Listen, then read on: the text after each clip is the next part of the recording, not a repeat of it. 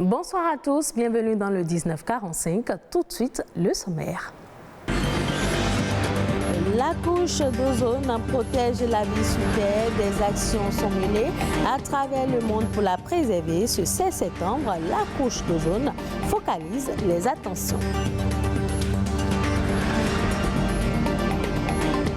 Les emojis sont ces petites icônes qui rendent les messages plus humains, apportent une dynamique et une interprétation bien précise. Mais quel rôle tiennent-ils aujourd'hui dans notre communication? Les réponses à suivre. Après de bons moments de détente et de loisirs, les élèves vont bientôt retrouver le chemin des classes. Mais quelles dispositions les parents doivent prendre pour leur garantir un bon équilibre sanitaire? Un spécialiste nous donnera des astuces. Bienvenue dans ce journal. Protocole de Montréal, @35, une coopération mondiale pour protéger la vie sur Terre. C'est le thème de l'édition 2022 de la Journée internationale de la protection de la couche d'ozone. L'événement est célébré ce 16 septembre. En 1987, les pays se sont engagés par l'intermédiaire du protocole de Montréal à débarrasser le monde des substances qui menacent la couche d'ozone. Quelle est l'importance de la couche d'ozone et pourquoi la protéger? Les réponses dans ce reportage de Amandine Anyambousou. La couche d'ozone protège la Terre des rayons ultraviolets du soleil.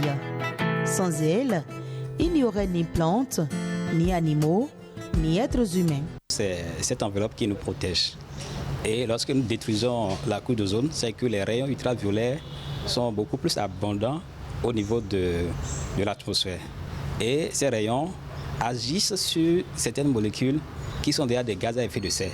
Et par conséquent, ça réchauffe la planète. Mais ce bouclier naturel est souvent attaqué. Sa dégradation est principalement provoquée par certains gaz. Il y a des réfrigérants qui ont des impacts sur la couche d'ozone, il y a d'autres qui n'en ont pas. Et quand nous prenons par exemple la famille des chlorofluorocarbones, ces réfrigérants contiennent l'atome du chlore. Et l'atome du chlore a un impact sur la couche d'ozone. Et l'atome de chlore, ça casse la molécule de O3 et par conséquent, il y a un trou qui se forme. Grâce aux efforts concertés déployés à l'échelle mondiale, la couche d'ozone est en voie de guérison. Le trou constaté dans la couche d'ozone dans les années 70 se referme progressivement. Et à ce jour, nous avons vu que les actions ont donné leurs fruits, mais la veille permanente doit être gardée pour qu'on ne retourne pas dans la situation initiale. Le Bénin joue également sa partition. Plusieurs actions sont menées dans ce sens. Le Bénin, ayant ratifié ces accords, respecte cet engagement pris, respecte ces différents calendriers d'élimination de ces substances qui approvissent la couche d'ozone. C'est de faire des formations pour les artisans, les ingénieurs frigoristes qui manipulent ces fluides frigorigènes. C'est de faire de renforcement de capacité aux douaniers qui gardent nos frontières parce que ces fluides frigorigènes sont importés. Les gaz qui sont en cours d'élimination, nous leur donnons un quota d'importation. Le quota d'importation est lié au calendrier que nous avons établi. Et toutes ces actions permettent au Bénin de respecter l'engagement pris, permettent au Bénin de contribuer à la protection de la couche d'ozone. Les gaz qui sont prohibés, point. Ils doivent déjà signaler le gaz qu'ils vont importer et c'est noté. Et quand ça arrive, le ministère de l'Environnement peut faire éruption dans votre boutique et contrôler le gaz que vous avez. Donc je crois qu'ils ne peuvent pas feinter. S'ils le feintent et on découvre, on peut leur retirer l'agrément. La couche d'ozone donne des signes d'amélioration, mais il reste beaucoup à faire pour garantir la poursuite de sa reconstitution. Après environ 3 mois de détente, les élèves vont reprendre le 19 septembre le chemin des classes. Quelles dispositions les parents doivent prendre sur le plan sanitaire pour éviter des soucis de santé aux apprenants tout de suite après la reprise des classes? Francis Malaté, médecin généraliste, nous donne quelques astuces au micro de Marcel Betoro. La période des vacances est une période de tous les excès. Les enfants dorment peu, mangent de tout, ne se reposent pas suffisamment, donc sont très sollicités. Donc pour cela, il faut quand même pouvoir observer certaines règles avant de pouvoir recommencer avec les cours. Et la prépondérance, c'est pouvoir faire une visite médicale scolaire de l'enfant. Dedans interviennent les parents, et l'école et le corps, sanitaire qui s'occupe de l'enfant. Et pour cela, le parent doit veiller à dépister très tôt certains signes qui montrent que l'enfant n'est pas en très bonne forme ou n'a pas les aptitudes nécessaires pour acquérir de nouvelles connaissances. Ces troubles vont sur le plan psychologique, sur le plan du langage, sur le plan de la vue, sur le plan de l'audition. Donc il faut alerter l'équipe soignante qui s'occupera de faire les tests qu'il faut et de mettre l'enfant en très bonne condition. Au cours de la visite médicale, le médecin qui reçoit l'enfant veille à ce qu'il est à jour de ses vaccinations. Également, veille à ce que les enseignants qui s'occupent des enfants sont aguerris, formés à la matière, formés à réagir promptement lorsque l'enfant a un malaise, formés également à reconnaître des signes de malaise chez l'enfant. Tout comme les fournitures scolaires sont prévues, la scolarité est prévue, il faut également mettre quelque chose de côté pour ne pas être surpris par ce que peuvent générer comme coût les ennuis de santé de l'enfant. Je vous dirais du courage pour les parents qui n'ont pas pu s'aguerrir de la manière dont il faut et bonne rentrée scolaire à tous. On s'intéresse à présent aux emojis, une innovation disponible sur les claviers qui vient très souvent épicer les échanges. Ces petites icônes traduisent parfois les ressentis et constituent même une autre façon de communiquer. L'emoji peut vous paraître enfantin, mais c'est aujourd'hui un incontournable d'Internet et des réseaux sociaux. Rodrigue Babagito. Combien d'émojis enregistre-t-on par jour dans le monde? En tout cas, plus de 5 milliards sont envoyés chaque jour, rien que sur le réseau social Facebook Messenger. C'est à la fin des années 1990 que les émojis sont réellement nés au Japon grâce à l'opérateur téléphonique japonais Shigeta Kakurita. Ce n'est qu'en 2012 que leur utilisation a connu un véritable essor aux 4 coins du globe. Tenez-vous bien, les revenus engendrés par l'utilisation des émojis par an vont jusqu'à 203 millions de dollars, soit environ 117 000 milliards de francs CFA. Actuellement, on en compte plus de 230 qui touchent à toutes sortes de sujets. Le concept d'émoji représente des visages exprimant un sentiment, mais aussi des animaux, des voitures, des drapeaux et bien d'autres. Une grande partie des hommes et femmes déclarent mieux arriver à s'exprimer avec les émojis qu'avec les mots. L'émoji le plus prisé à l'échelle mondiale est celui qui pleure de joie, suivi du smiley aux yeux en forme de cœur et l'émoji bisou. En raison des différences de culture, les émojis laissent une large part à l'interprétation et peuvent être compris de manière très variée. Dans les pays occidentaux, ce signe symbolise que tout se passe bien. Au Japon, par contre, ce geste sert à symboliser l'argent.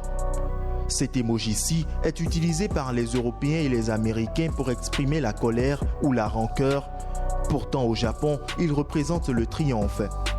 Les émojis ont leur instance mondiale chargée de sélectionner et réglementer leur usage, le consortium Unicode. Chaque année, la dite instance choisit et valide les nouveaux émojis pour étoffer la gamme proposée. L'utilisation d'émojis semble aujourd'hui inévitable. Suivons à présent la Nation en bref, une compilation de l'actualité nationale ces dernières 48 heures présentée par Amandine Agnambosso.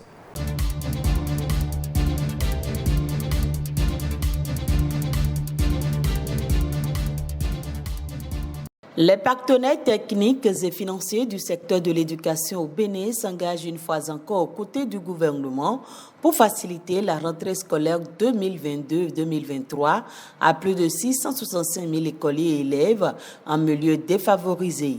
Une opération de distribution des kits scolaires a été officiellement lancée à cet effet par le ministre des Enseignements maternels et primaires. L'objectif de l'opération est d'encourager les bénéficiaires à aller loin sur le chemin de la scolarisation, de l'amélioration de la qualité de l'offre éducative et du respect des droits de l'enfant.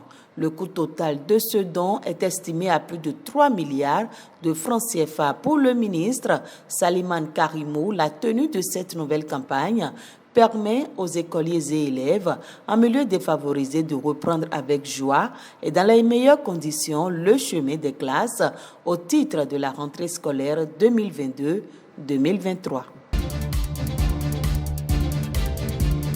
C'est parti pour la campagne de commercialisation 2022-2023 des amandes de karité au Bénin. Le prix plancher d'achat aux producteurs est fixé à 110 francs CFA le kilogramme pour tenir compte des propositions des acteurs de la filière et de la dynamique observée aussi bien au plan régional qu'international. Le Conseil des ministres du mercredi dernier a fixé les conditions de déroulement de cette campagne. Le lancement officiel a lieu dans la commune de Bembereke. Le gouvernement béninois exhorte les acteurs de la filière à continuer d'observer les bonnes pratiques de collecte destinées à l'amélioration de la qualité des produits, au respect strict des conditions de commercialisation, notamment la conformité des bascules aux normes et l'interdiction de sortie frauduleuse des produits par voie terrestre. Bientôt, la fin du calvaire des dockers et tâcherons au port autonome de Cotonou. Le gouvernement a décidé en Conseil des ministres de la création d'un guichet unique d'embauche et de gestion. Conformément aux objectifs du gouvernement dans le domaine portuaire, les missions d'experts recommandent fortement la formalisation d'une centrale unique pour l'embauche des dockers et tâcherons au port de Cotonou en lien avec la modernisation amorcée des infrastructures portuaires. Une démarche qui vise par ailleurs à disposer d'une main-d'œuvre qualifiée et à favoriser l'amélioration des conditions de vie et de travail des dockers.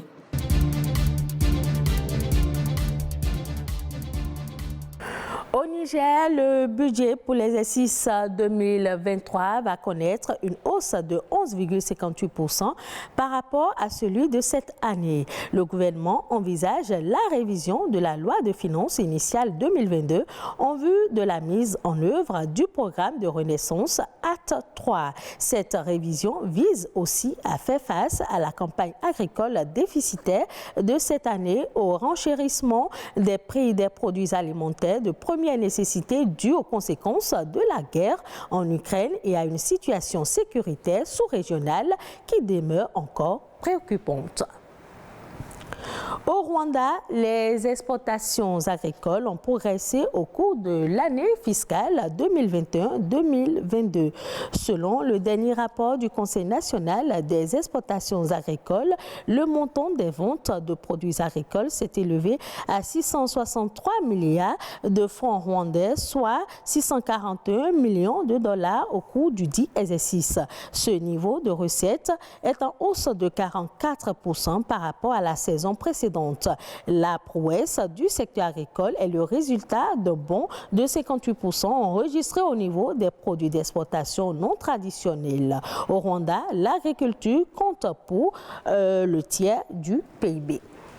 Et ce sera tout pour cette édition. Merci de l'avoir suivi. Retrouvez ce journal sur le site de l'ORTB, www.ortb.bj. Passez un agréable week-end en compagnie de nos programmes.